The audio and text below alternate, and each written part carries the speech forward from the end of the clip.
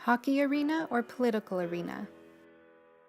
NHL President Clarence Campbell suspended Maurice Richard of the Montreal Canadiens for on-ice violence. French Canadians believed Richard was only punished because he was French-speaking. When Campbell later attended a game in Montreal, spectators rioted into St. Catherine Street. How did the Richard riots of 1955 depict a connection to past and future French-Canadian nationalism? Many French Canadians believed that they had been treated as second-class citizens since the conquest. But French Canadian representation was already on the rise in the 1950s, as reflected in Radio Canada's first broadcast in 1952. According to theorist Frantz Fanon, violence is inevitable when regaining independence through decolonization. The Richard riots reflected this theory.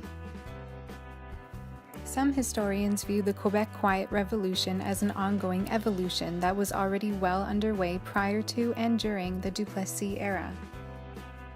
Other historians believe the riots were the start of the Quebec Quiet Revolution.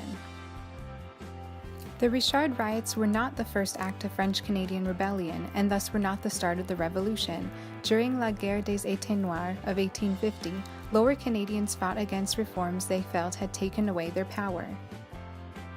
The defense of Maurice Richard, who was viewed as a hero representing the pride of Quebec, was a defense of French-Canadian identity.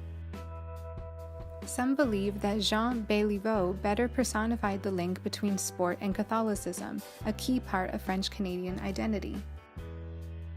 In his play Les Canadiens, Salutin depicts Richard as a hero and Campbell as a racist. A francophone versus anglophone mentality made Richard alone the face of the Quebecois struggle. The Richard riots showed a desire for Quebec decolonization, revolution, and defense of Quebecois identity, all of which were key elements of past and future French-Canadian nationalism.